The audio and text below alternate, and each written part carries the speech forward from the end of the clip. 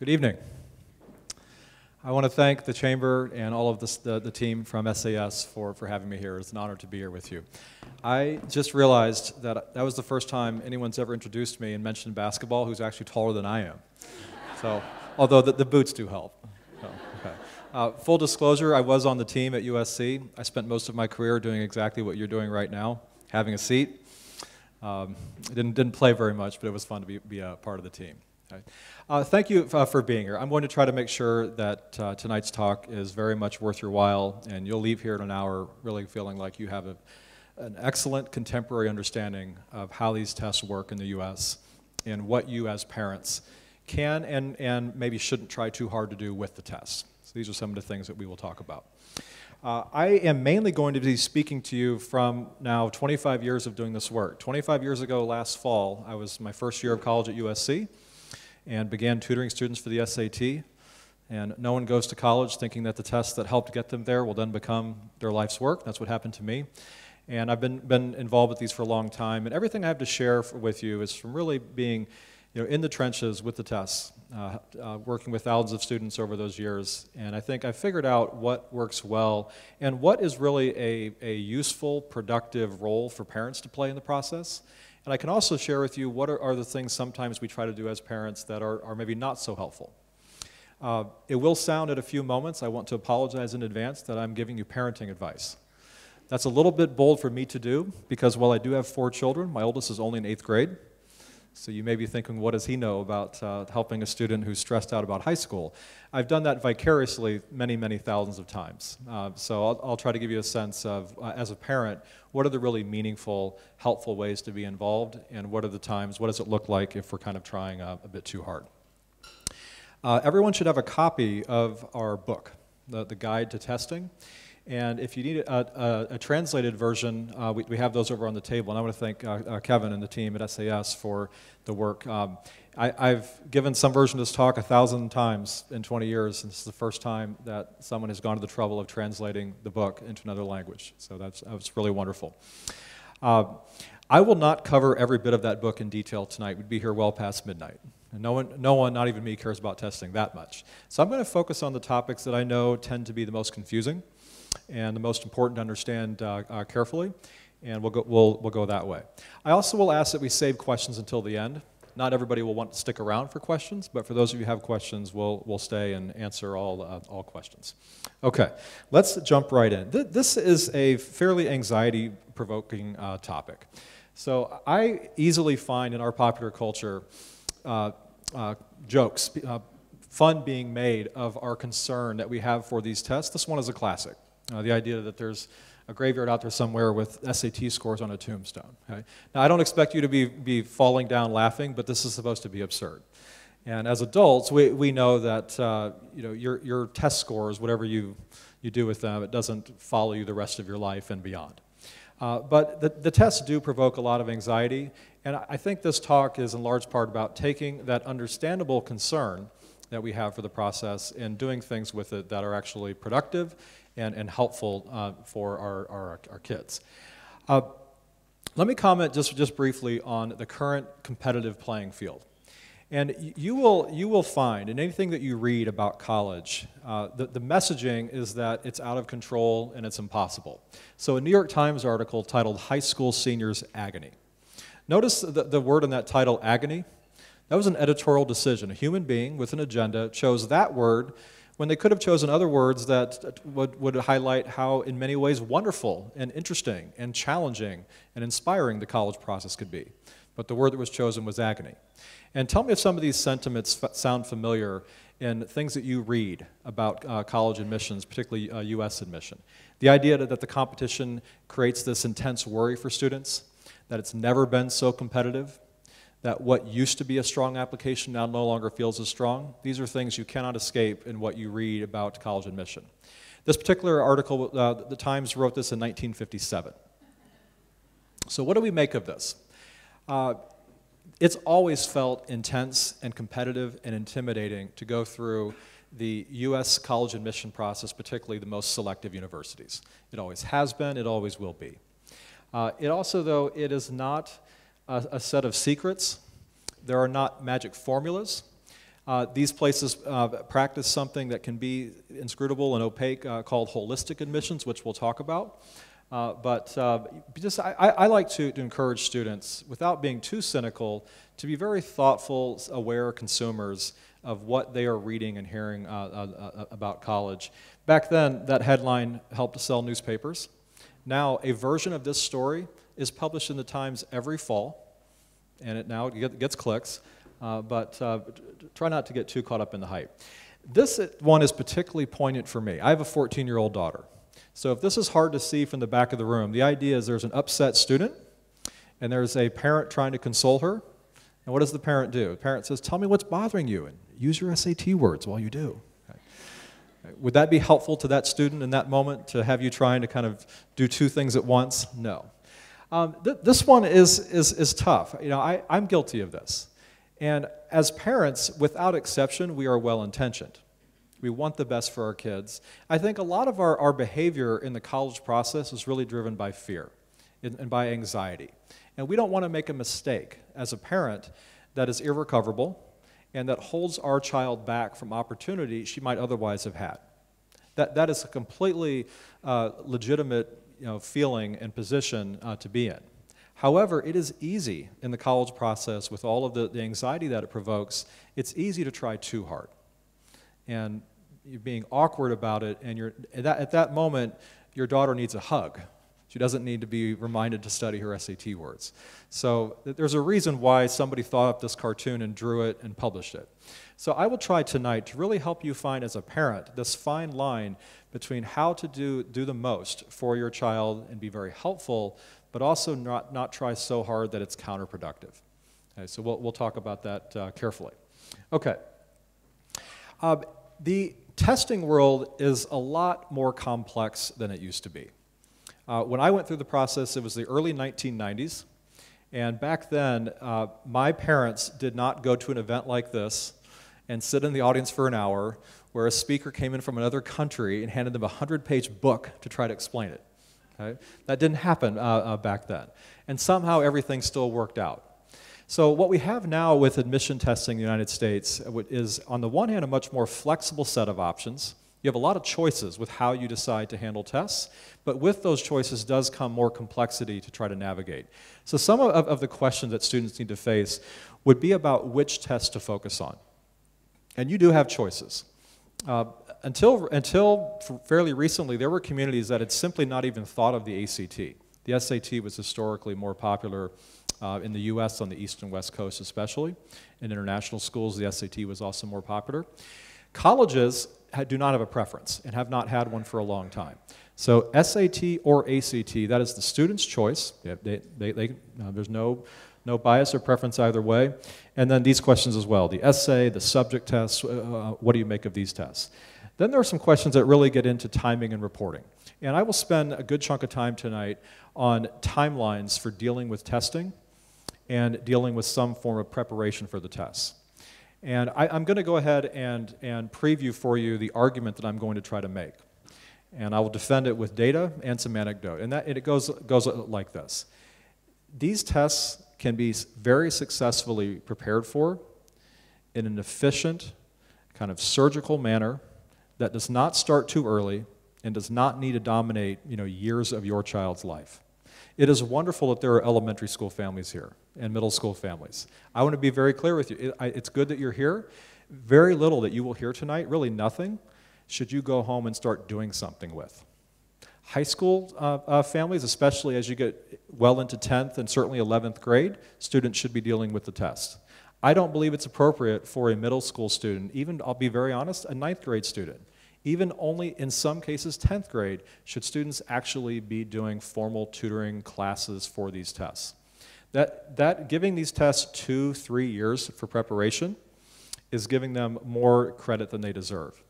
If you are at a school like Shanghai American School, or any of the other rigorous college prep schools in this community, and you're a 9th grader or even a 10th grader, and you are taking classes that challenge you, and you're working hard in them, you are doing test preparation. You are doing SAT and ACT prep.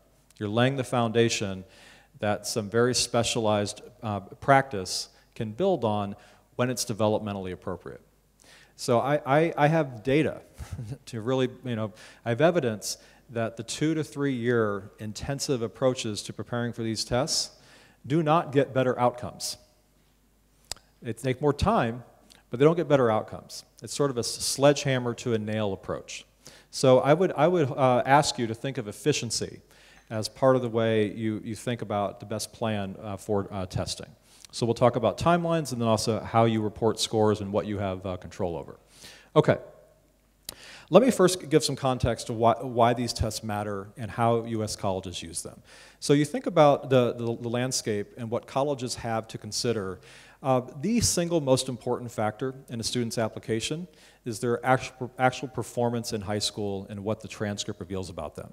So to be very, very clear, what the student does day in and day out over several years in the classroom matters the most. And it's not just your grades, it's the classes you've chosen to take and also the reputation of your school. Here's the problem with a transcript alone. So this is some data on GPAs from back in 1991 when I would have been in 11th grade. So back then, we had far more B students than A students. And there were more A students than C students, but it was relatively balanced. So this was 1991. Here, I should mention the population. Population would be all 12th graders in the US applying to four-year colleges. Here's that same population, 12th graders applying to four-year colleges, just a few years ago. So what is going on here? Well, it's grade inflation. There's a few things happening. The most important variable would be what we as parents, the pressure we are putting on our schools to give out lots and lots of A's. And some other subtle factors would be just a real reluctance on our part as parents to allow a B to end up on a transcript. The first sign of any struggle in a class, a tutor is provided or some kind of help, and grades are kind of just pushed up. That, on the one hand, it's interesting. When I talk to students, they say, well, maybe we work harder than your generation did. And they may be right, but some of it would be these external factors.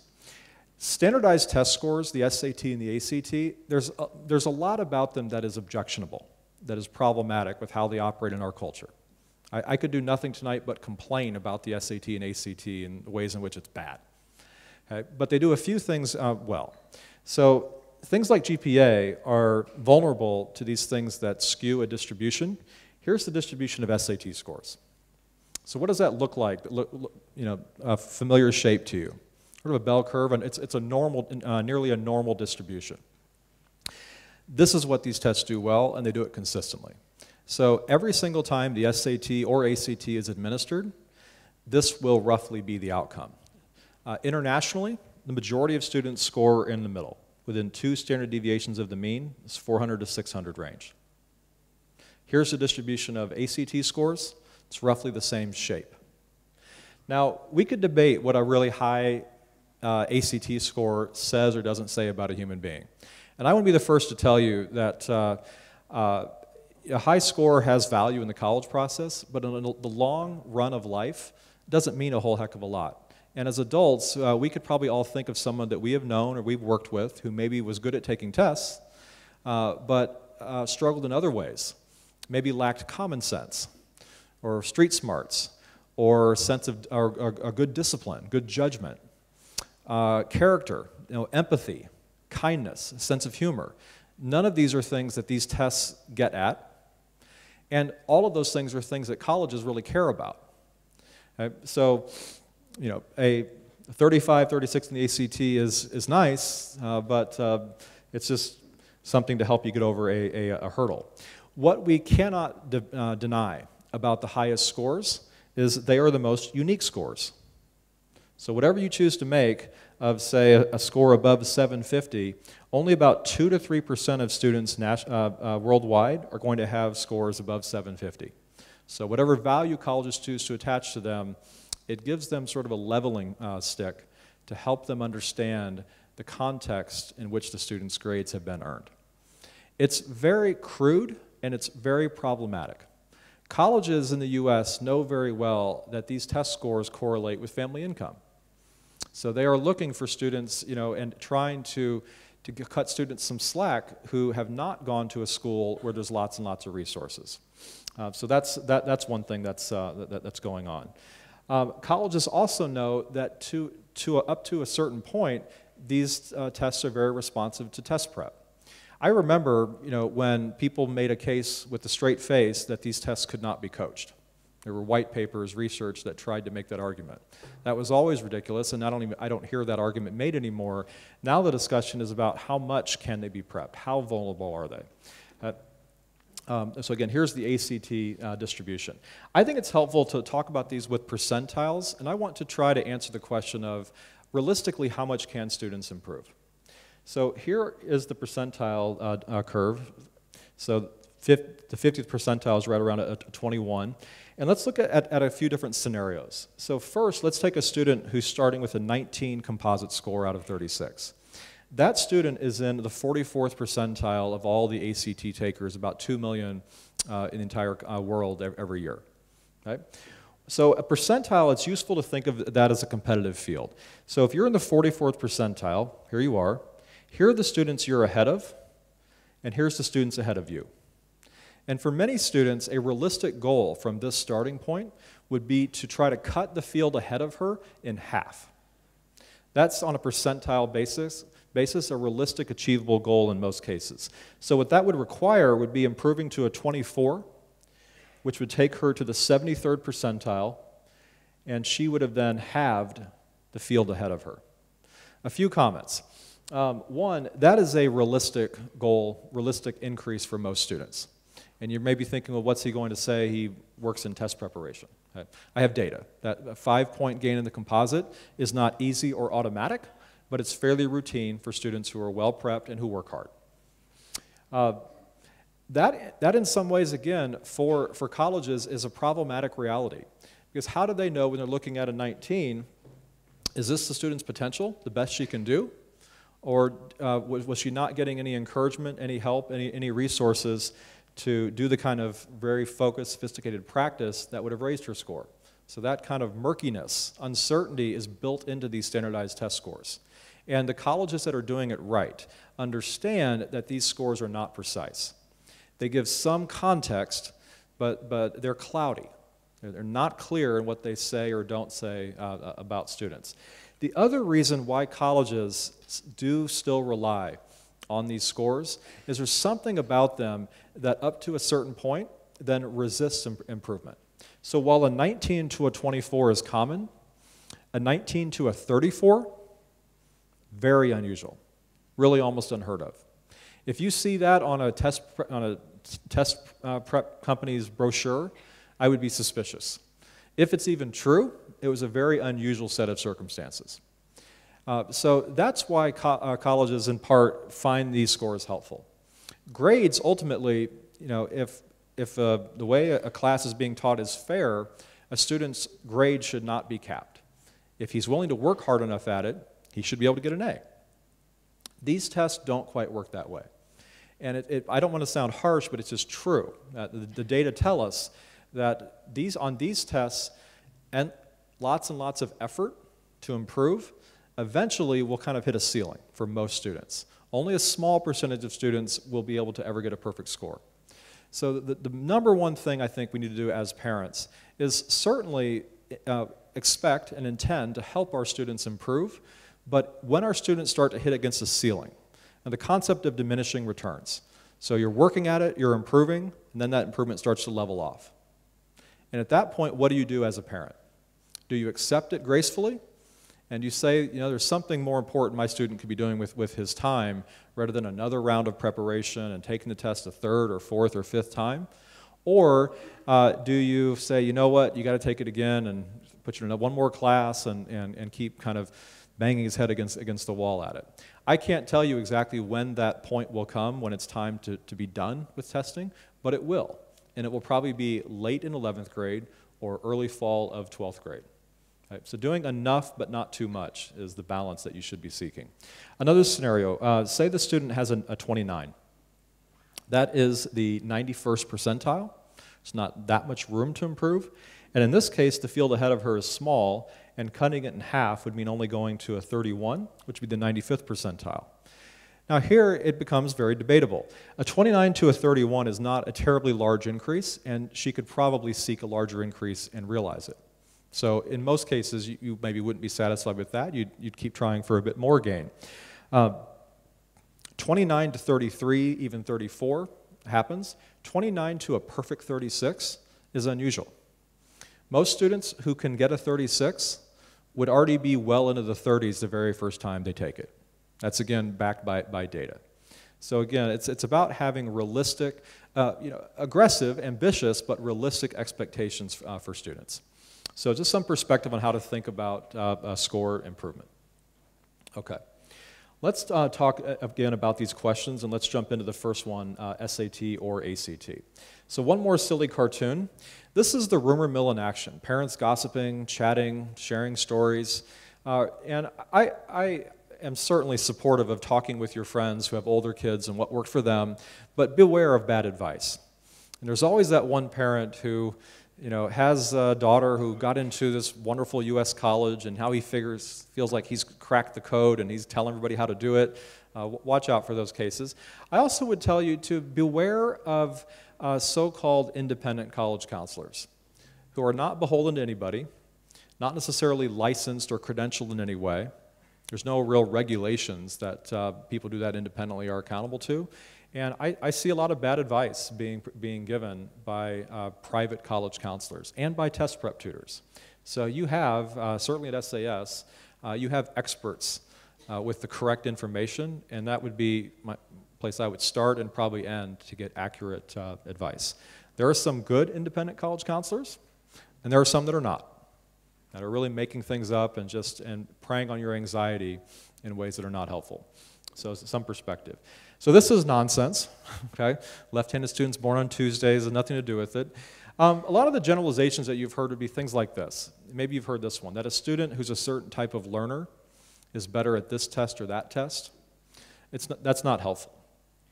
And you want to go through a process of looking at practice test scores and analyzing them to figure out which test a student should take. Here at a high level is what the tests require of students. So a few things they have in common. The basic academics are the same. Reading, writing, math. None of this material is terribly advanced. On the math, the ACT has a little bit of trigonometry. SAT stops at Algebra 2. So it's not the advanced content that tends to give students trouble, it's some other things. The other common feature of these tests is both of them require a lot of endurance. So taking a test that's at least 3 hours long, about 4 hours if you add the optional essay, 5 to 6 hours if you have extended time for a learning difference. So that is a feat of endurance. And part of doing your best is really building up to that. And it's not just endurance, it's endurance under stress. So you are taking a high-stakes exam early in the morning on a weekend in a room with your peers who are frankly some of your competition.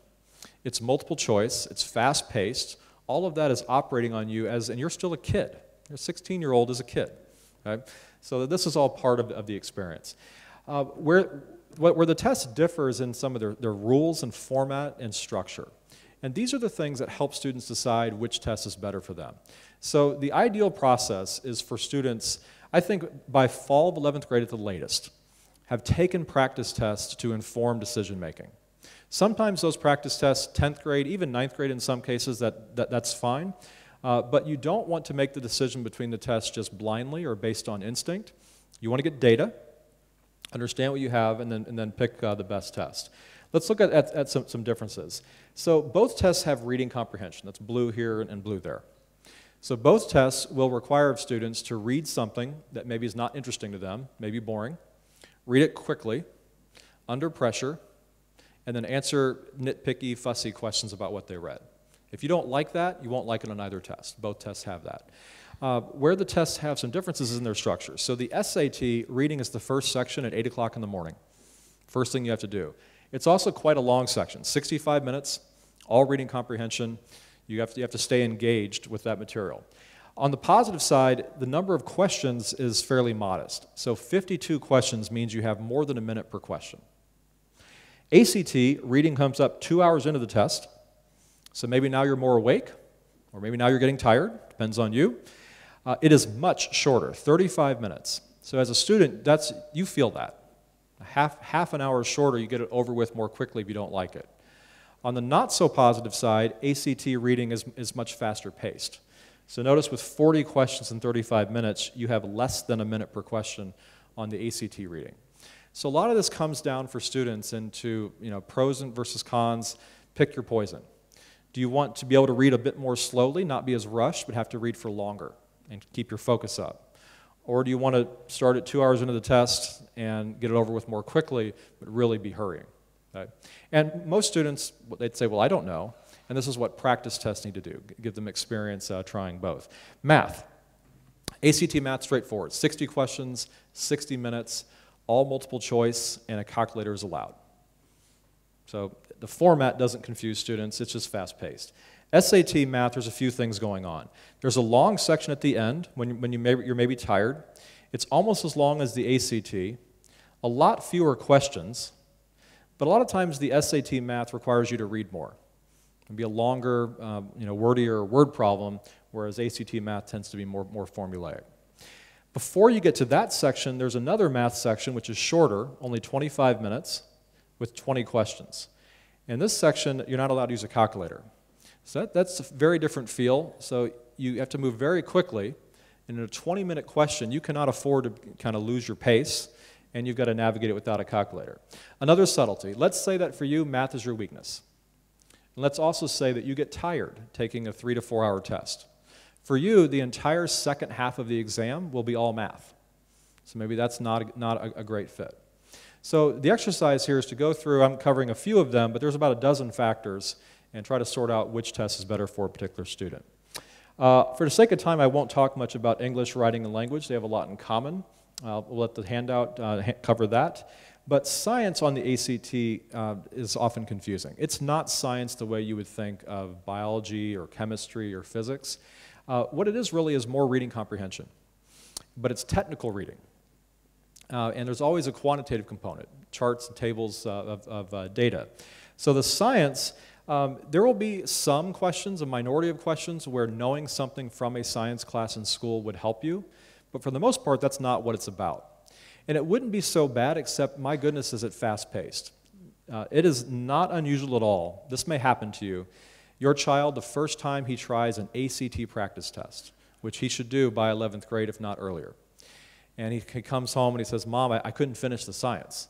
And he may have never had any trouble finishing tests before, but the first time he sees the science, he struggles to finish. That is common. It's a really unusual format, and it's at the end of the test when you're tired. So I would not want him to give up on the ACT because of a first experience like that. But ultimately, if you really don't like that section and the way it's presented, then the SAT may be the better test. So again, all of these things factor in. The optional essay, I'll talk later about who still requires it. Not very many schools, so you probably don't need it. But if you do, that is an essay that is on a topic not given in advance, written by hand, graded by human beings, at the end of the test when you're tired. Fortunately, very few U.S. colleges care about it at all. And I'll talk about that in just a moment. Okay, here is a table that you use to compare SAT and ACT scores, and it's the same data that the colleges use if you sent them scores for both tests. So let's say you've taken a practice test for both the SAT and the ACT, or you have a pre-ACT or a PSAT. Let's say your ACT score is a 21, and your PSAT or SAT is a 1200. You would treat this like a grid, so we'll come up and over and see where these scores intersect. In this case, this student's better at the SAT. That's the test that she should focus on. I would let the ACT go in this case and just focus on the SAT. Let me be very clear about something. There are not extra honor or glory points from colleges in the US for students who have taken both tests. You do not need a great score on both. You just need to do your best on one or the other. Students do not have endless time to deal with these tests. So one of the gifts that you can give to them is not let them get involved in some class or program that is working on both simultaneously. They don't need to do that. So you should be a specialist in the one that's going to suit you best, and you get the best results if the student's energy is focused behind just one test. You don't need to be worrying about both. This is a pretty cut and dry case. It's actually more common that it's a tie. So here's another scenario. Say a student has a 31 on a practice ACT and a 1400 SAT. These are equivalent. Those are essentially the same score as far as colleges would treat them. So in this case, you don't have a clear winner based on scores alone, and then you need to have a conversation where you carefully review the results of the test, you go section by section, look at how the student was handling pacing, and try to really figure out which test should they choose. The reason you want to get that right is it's ideal to not have to switch. And if you're going back and forth in 11th grade, this test, then back to the ACT, then back to the SAT, not ideal.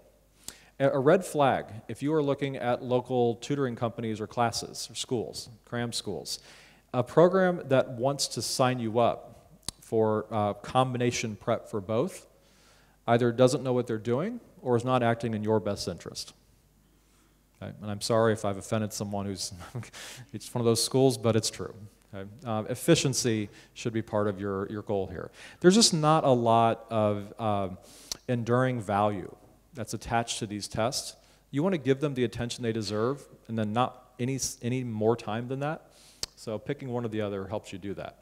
Let me take just a few minutes and show you one of the sections of one of the tests and how it works and what you can glean from practice tests. So we'll look at the math on the ACT. ACT math content is not hard to understand, but it does cover many, many years of math going back to middle school. So pre-algebra, which your student may have had in 6th or 7th grade, is on the ACT. ACT then goes up through all of Algebra 2 and basic trigonometry. So that's a span of math you need to have. ACT, as you can see, cares quite a bit about geometry. It's about 1/3 of the test. So if you had geometry in 8th or 9th grade and you've now forgotten a lot of it, you will need to refresh that for the ACT. The SAT hardly cares at all about geometry because of its roots in the US education system, all the Common Core discussion, which boy do we not have time to get into. Okay? That's not your fight anyway. Okay? So this is what's happening on the content side. Where things get confusing for students is the structure and the pacing. So students look at the ACT math and they think, well, if there are 60 questions and I'm being given 60 minutes, then I suppose I should spend 1 minute per question. In fact, that would be a terrible idea. So do not spend exactly 1 minute per question on the ACT math. Why? Because the questions start out very easy, but then are getting much more difficult as you move through the test. So then students think, okay, so if there's hard questions at the end, then I should probably hurry and try to save lots of time for those hard questions. That's a bad idea also. Okay, so what do you do? Okay? The reason that's a bad idea is the hard questions are not worth more points. And that's counterintuitive. A lot of tests that students take in school, a math test might be structured so there's a word problem at the end that is worth more points. Not so on this test. So where students allocate their time is crucial, and a lot of students are making mistakes in how they're doing this when they're just getting used to it. Here's some data, a heat map. And what we've done here, this is from a study looking at the performance of several thousand students who were all taking the ACT for the first time. So novice test takers, left to their own intuition, what did they do? And we have, across the top row, these are the 60 questions on the math. There were 11 different test forms involved, so it wasn't just one form. And the colors indicate difficulty and student performance. So green were easy questions that most students got right. Dark red, really hard questions most students were getting wrong. And you see generally a progression from green to yellow getting harder, from orange, and then almost all red. What you don't see is enough consistency. You see red and orange where it should not be. So let's look at this at different score levels to understand what students are doing. And the first thing I want you to think about is the fact that if I asked you to take a test, if we were doing that this evening, and I told you that there's no penalty for getting a question wrong, you would always at least what? Guess. Okay? So a very simple rule for students is if you look at their practice tests and they're leaving questions blank, they need to stop doing that. Okay? That's the most basic testing tip ever. Think if you were a student who maybe didn't want to take the test. Your dad made you go that day, and in an act of defiance, you decided to just guess on every question and not try. If you did that, there are 5 answer choices on the math, so you should theoretically get 1 out of 5 questions right. So you would, if all you did were guess, you would get 20% of the possible points on that math test. That's this purple dotted horizontal line. So the important takeaway here is if you're working on a math test and you're on a problem and you are taking the time to read it carefully and think about it and write stuff down and try to solve it, that effort and time should be invested because you expect to do better than guessing. If that time is not going to improve your odds above guessing, what are you doing? Right? That's not time well spent. So with that thought in mind, let me show you how students do at different scoring levels, starting with the students in the 30s. So here is their performance as a group. So again, we're looking from left to right at the 60 problems on the test. So as a group, the very first problem right here, they get 100% of the possible points. That is statistically one of the easiest questions on the test, so you would hope that they do. Remember, these are students scoring in the 30s. Then, though, you start to see a lot of inconsistencies. And the thing is, a student who can score a 30 on the ACT should not be getting any questions in the first 45 or 50 wrong. All of these are within their ability, and any problem they get wrong, it's a mechanical error, it's not being attentive enough to details, not writing enough down, miskeying on your calculator, the classic mistake of answering a question that wasn't asked, these sort of process errors. And there are a lot of students, and I may be describing your own child right now, who has a score hovering in the high 20s, has the potential to score well into the 30s, and it's an accumulation of these avoidable errors that is holding her score down. That student, part of the discussion with her is helping her understand why you really need to be perfect where you're capable of being perfect. Back here, these problems can't be getting away from you. For now, what we may need to do to help you not let any of these get away is worry even less about these really hard questions. Notice that here at the end, these last several problems, even these really high-scoring students, they're not doing much better than random guessing on the hardest questions. These questions are extremely difficult. Remember, as a test writer, and I've written test items for tests, you have to create enough hard questions to preserve that distribution of scores that I showed you earlier. How do you do that? You make sure some questions are extraordinarily difficult. And on the ACT math, you know where they are. They're at the end. So if my goal as a student, let's say I'm about a 28 right now, and I want to score well into the 30s, these are not my main or immediate concern. It's cleaning up these errors back here. So imagine this conversation with the student. She may not want to hear that. I know, I want to get a perfect score, and I'm trying to keep up with my classmates who are doing better. And you have to very kind of delicately make the case that for now, we are going to let these go. You're just going to spend very little time on these, and you're going to first build your score increase back here. As you do that, you prove that you can, and then you can build your speed back up without sacrificing accuracy. Great. Then we'll attack these hardest questions. These are some of the conversations that are happening between tutors and teachers and students. Let's take this group, students in the 23 to 29 range. First comment, these students on the hardest questions, is time spent here helping them? No. They should answer those questions, they should at least guess, but time invested here is not helpful, especially when there clearly could be time better invested back here. So the good news for a student in this kind of mid-20s range is that I should be able to get about the first 35 to 40 questions right if I'm scoring a 25. So a lot of improvement to be had back here, even if I never have much time for these. So if I have a 25, I will speak very plainly. And it's adults here. I would say this more delicately to a student. But if I have a 25, my goal maybe is a 30, at least for now. These questions are not here for me. These questions' sole utility is to discriminate between who's a 35 or 36 and who's a 31 or 32. That's why they're there. So this is a foreign concept to students who on a math test in school, of course they try to finish it. And they would never just randomly guess on questions as part of their plan. But that's something that this test may require of them. Last but not least, students for whom math is a weakness, tests in the high teens, low 20s. Look at this here. All of that time spent there is just not helpful. And in fact, it's harmful. If you're taking a test and you're in over your head and you're getting one question after another wrong, you know that. And that feels terrible. That's demoralizing. So it's even worse than just wasted time. The good news is that this student too, the first half of the test, the first 25 to 30 questions, actually should be manageable for him. They should be. It's built that way. So if I had just 1 minute to talk to a student with this profile, the blue line, and then he had to go take the test again the next day, what I might say to him is slow way down and specifically spend 59 minutes on the first 40 questions. Slow way down, and you can and you will do a lot better in this range given more time and less pressure. Save 1 minute and guess in the last 20 questions, pick your favorite. Okay? Now I would say that in a kind way, okay? I didn't feel it as I was poking fun at him, but that student would immediately have a much better experience taking the test. So the point is this: these tests have different rules that are different and that are quirky.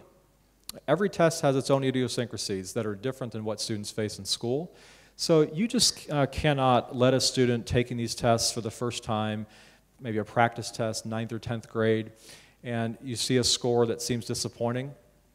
Do not let your dreams be dashed by a first practice test on these tests. There's a good amount students need to learn. What I also want to say is that nothing I've just showed you is a secret, nor is this rocket science. This does not take 2 years of cram school to learn. You know, the entire body of strategies for these tests, a student who has a good academic base can pick up in a matter of weeks. May need months to practice tests and refining, but you're not defending a dissertation for your doctorate, with SAT prep. It should not take 2 or 3 years. Months, maybe, not years. So there's some perspective on how the tests are operating. Every section of the test has a different structure in terms of organization of difficulty.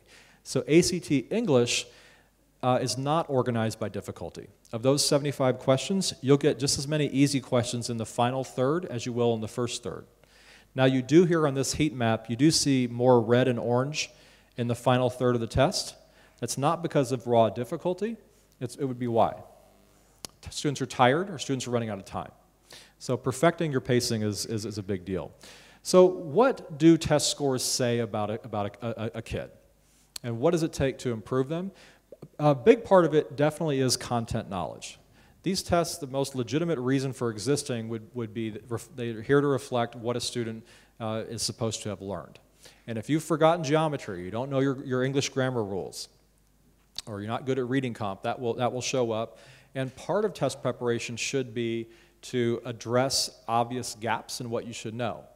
But if test prep is teaching you all the content from scratch, that's what you're in school to do. And it's redundant, or it's just excessive to try to have cram school or tutoring that covers what you're going to get or already have from school anyway. Everybody thinks that test prep's all about tricks. And yes, there are strategies that are unique to the tests that you don't learn in school that will help you on these tests. Couple comments. Again, the library or the universe of successful strategies is well known. It's available in good books and free websites. There's not tutors with magic beans and they hire me and I've got the best tricks and here they are and now your score goes up and it's easy. That is disingenuous. It's not how it works. Okay? But part of preparation is learning the strategies, and you are learning a method for every type of question you're going to encounter, and that does take a little bit of time and practice. This is a big part of your score also, perfecting your time management as you take the test. That's what I was just covering a moment ago, and this is often undervalued. It's really important to get it right. You want to have students, by the time she takes the test, be in the perfect headspace and set of habits to do her absolute best. So I like to say that students should take the test perfectly. Doesn't mean get a perfect score, it means that for her, she did exactly what she should have been doing in every moment of that 3-hour experience. And finally, there's very much an emotional component to this. These tests are kind of scary and intimidating and provoke a lot of anxiety. So how do you get anxiety under control? Part of that is a parenting decision. You know your child best, so what amount of preparation of what kind would help her be confident, and what would actually burn her out or have her be now so stressed that she doesn't perform to her best. Our students generally we have some students who aren't motivated enough, sure, but more of our students are students who we need to help them manage their anxiety and their stress. Tell me if this sounds like your child. She's taking these tests, and she's a good student, and she does quite well on the tests, but she's hard on herself. So she arrives at a problem that she does not know how to solve exactly. Maybe she applies a strategy that she's learned, and she narrows it down to either C or D. Now she's stuck. And in her heart, she knows, this type of problem, I'm stuck. Whenever this happens, I can never get around that. So she's going to need to guess between C and D. Does she decisively just guess and keep moving and then forget about it? Or does she sit there angry with herself, frustrated for 45 seconds, staring at it, wishing she knew how to do it, and then she finally does what she had to do all along and guesses and moves on? And then she does that on 5 or 6 more problems when she runs into that kind of roadblock. We have to get her over that and get her to be confident and self-aware and decisive and just really, really methodical in how she takes tests. So fixing students' habits is part of it as well. So whatever form of test prep you do, including self-prep, these are some of the things that you're trying to operate on. Okay. I'm going to hit some other questions that go very quickly. So the other things that we need to know about. College policies, requirements, recommendations, expectations are not uniform at all, and it's one of the things that even for families from the U.S., it's very confusing. So what I want to do is take these 50 colleges that I kind of chose for a reason. You've probably heard of most of these. You would have a hard time finding any 2 colleges on this list that have the exact same policies and requirements with admission testing. So let's first talk about what colleges do with the essay.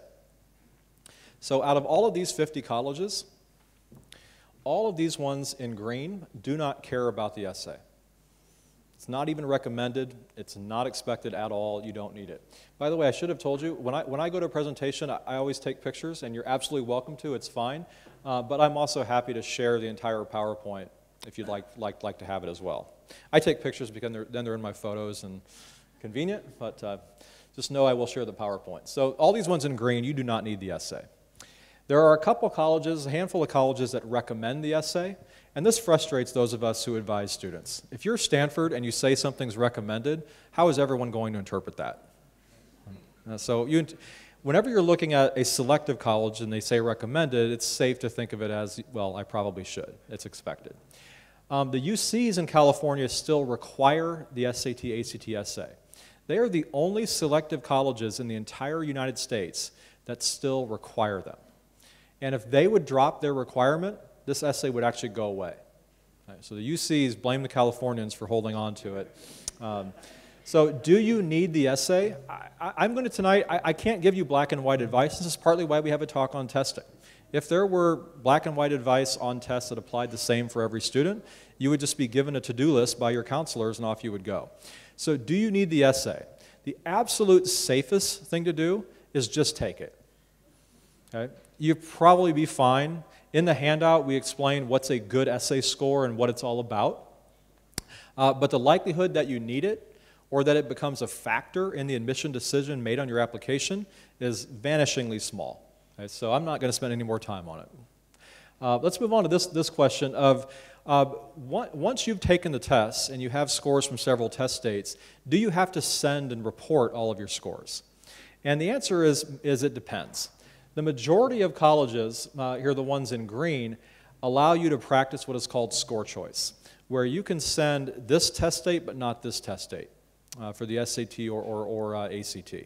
Subject tests, you have even more granular control. If you took 2 subject tests on one date, you could send one but not the other. These colleges in light green kind of softly discourage score choice, but just consider all the green ones. Any shade of green, score choice is allowed. You're allowed to exercise score choice. These ones in orange or yellow partially restrict score choice. And there's different variations on this policy, but a common one would be to say, you choose SAT or ACT, but then you must send us all of that. Why is there variation here in colleges' policies? I don't have time to get into it. Georgetown is often an outlier with college policies. Georgetown requires all tests. Every test you've taken, send it. I've talked to Georgetown, and I don't think they're actually spending lots of time looking at trends in your test score dates and so on. They don't have time to do that, and it's not conclusive anyway. But they are trying to discourage excessive testing.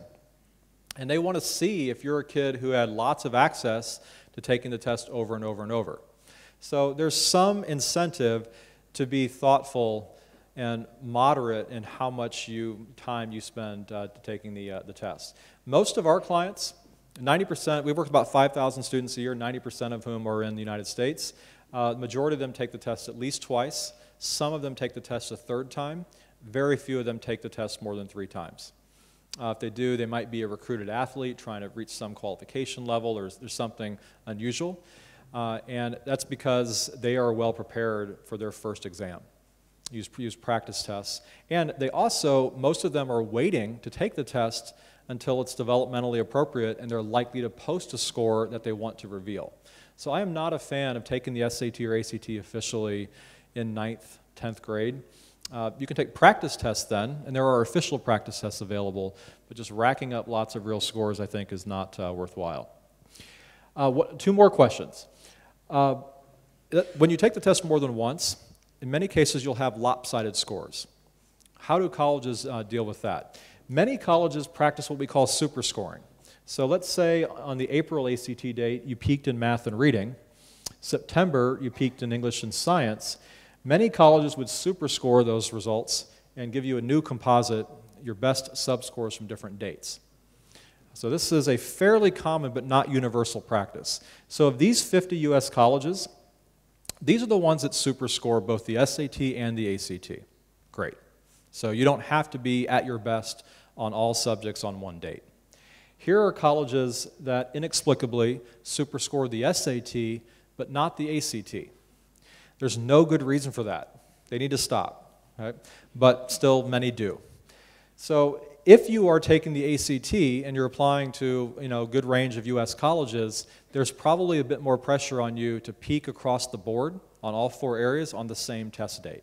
That might have some implications for how you prepare, whether you retest, and so forth. And there's always going to be outliers and exceptions. In red are colleges that do not superscore either. So do not expect that every college superscores. And by the way, I'm showing you here a sampling.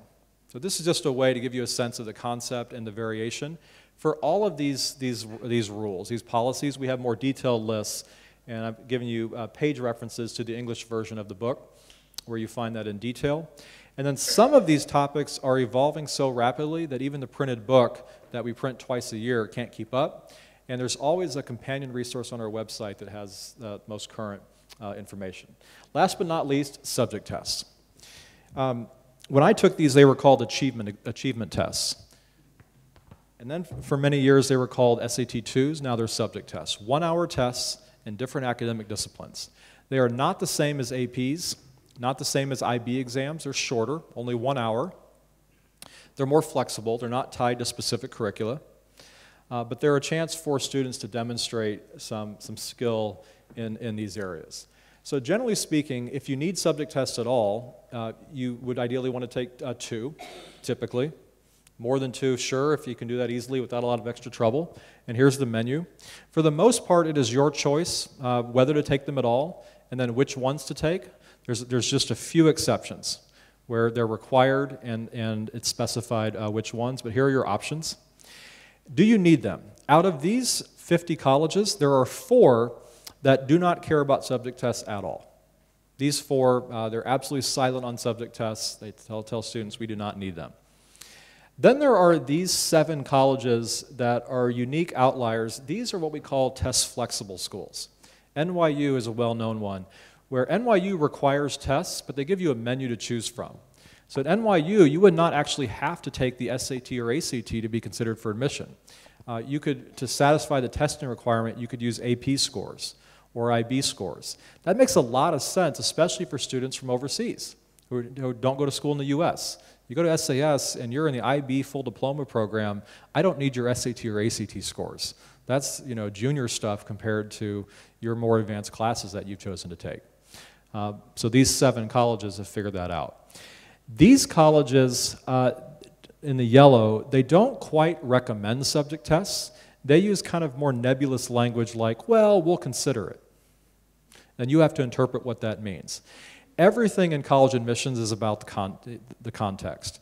So if Stanford says, we'll consider it, how should you interpret that? It'd probably be helpful. Maybe it wouldn't matter because, again, you have so many advanced classes like APs or IBs that the subject tests aren't relevant, but you have to interpret this with a context. Then here are the colleges that use the word recommended in orange. And again, context. Harvard's exact language and their expectations are as follows. Subject tests are not required if taking them would present a financial hardship for you. So you must think about your own situation. And if nothing in your application suggests that you have lacked financial resources, then why didn't you take the subject tests? So again, reading between the lines is helpful. Ideally, would colleges be much more specific and clear about what they want and why? I wish they would. So interpretation is key. These 4 in red are the only 4 that require subject tests. And even Cornell only requires them for certain majors.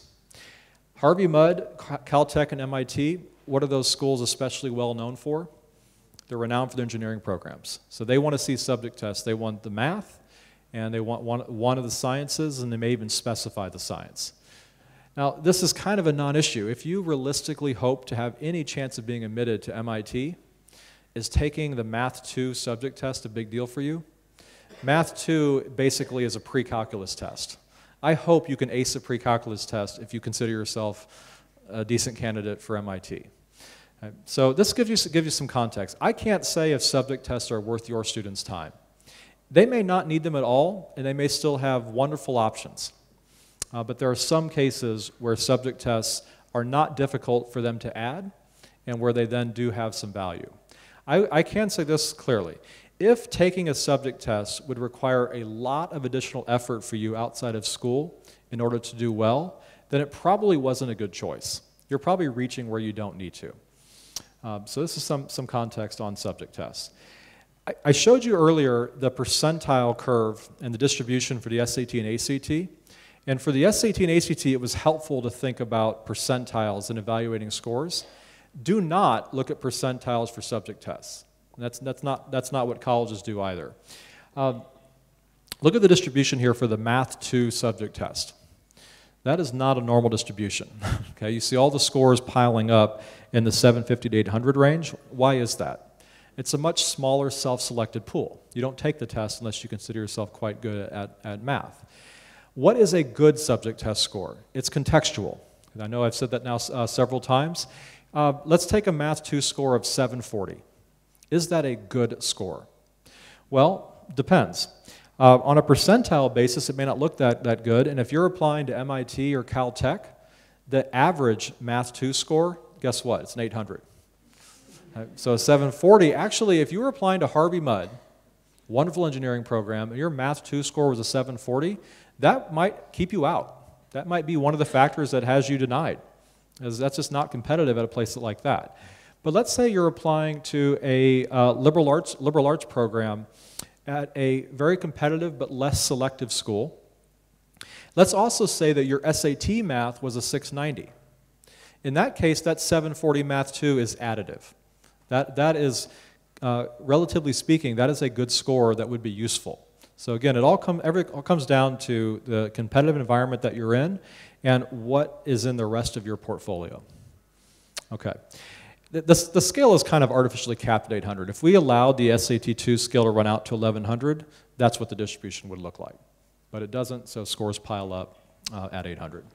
Okay, my last topic, and then I'll take questions, would be the calendar. How to think about a timeline for this. So theoretically, from the end of 10th grade all the way through the fall of 12th grade, here are all the tests that one could take.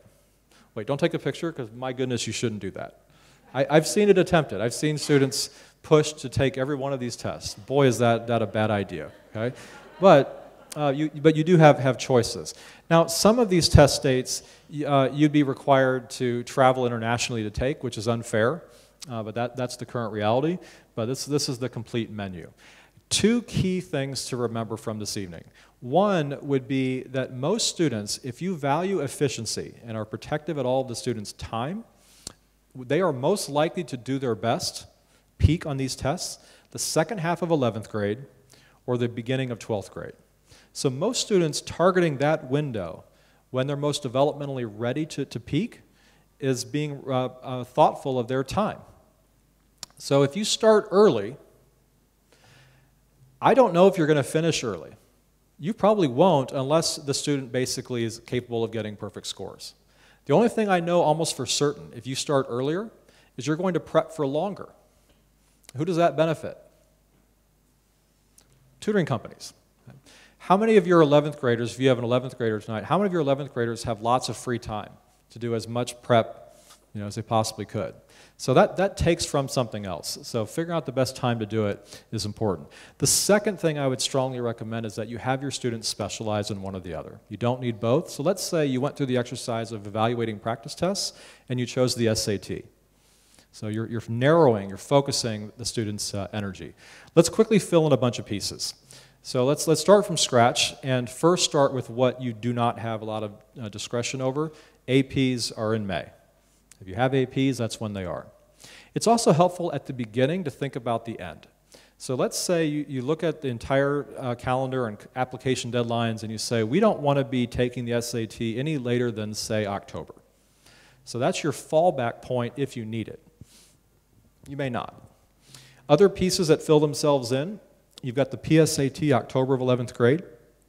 You might have subject tests at the end of 10th grade. Subject tests are almost always best done at the end of the school year.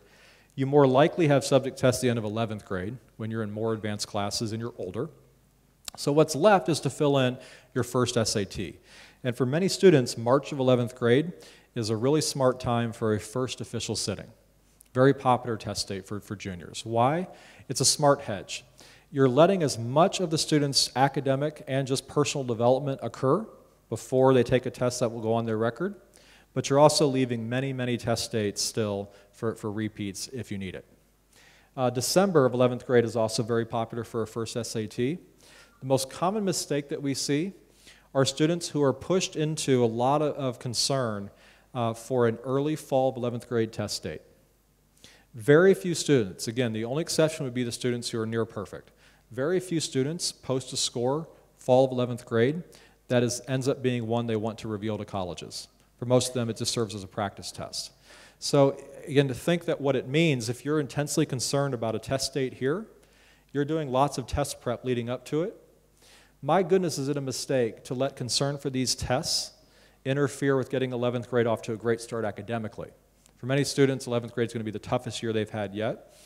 So being protective of this window, knowing that the test prep can wait, is I think, smart. The most, I think, sensible plan for many students is what we call traditional testing, where you are planning to have your peak scores come from late in 11th grade or the very beginning of 12th grade.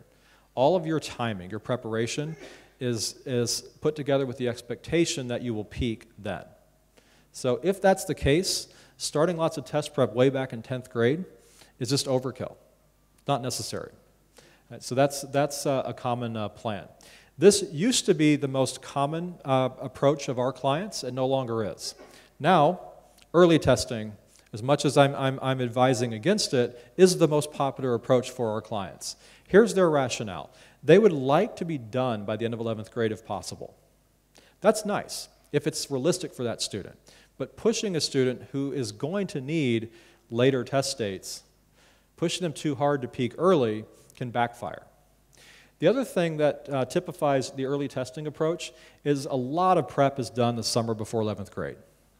That makes sense in many cases. The student is less busy with school, but don't let a student's summer before 11th grade, a really important summer to do some meaningful things for college and just enjoy your life, don't let so much test prep dominate this summer that it preempts lots of other things that the student should be doing. But early testing has become the most popular approach for our clients. This plan is very rare. I don't see it anymore. When I first started tutoring 25 years ago, my first students, I started with them in August. They were all rising 12th graders who were starting for the first time and never been prepped before. So that was normal at one point in time. Now no one waits that long anymore. Everybody wants to start earlier. And I understand why, but the interesting thing is the data has not changed. Most students still don't peak on these tests until the end of 11th or even early 12th grade, despite students being put on the testing hamster wheel earlier and earlier and earlier. So my point is simple. Be very thoughtful of and protective of your students' time and value efficiency in addition to efficacy in how you think about testing. Here are some ways to reach us, ways we can be helpful. We write about this material prolifically. Every month we're blogging with whatever's going on. So if you don't mind getting an email a month, we can subscribe you to our e-list. You can reach us here. I'm adam@compassprep.com if you want to hear from me. There are ways to reach us. The only thing that we charge for would be private one-on-one tutoring. We're always helpful. We're always happy to talk to students about their practice tests and their plan. I'm going to leave you with this final idea. So if you look at the U.S. college admission world broadly and think about selectivity, percentage of applications received and the decisions that are made, the blue represents 80% of U.S. colleges who admit more than half of their applicants. The vast majority of U.S. colleges want more applications, want more students, don't have enough. Okay?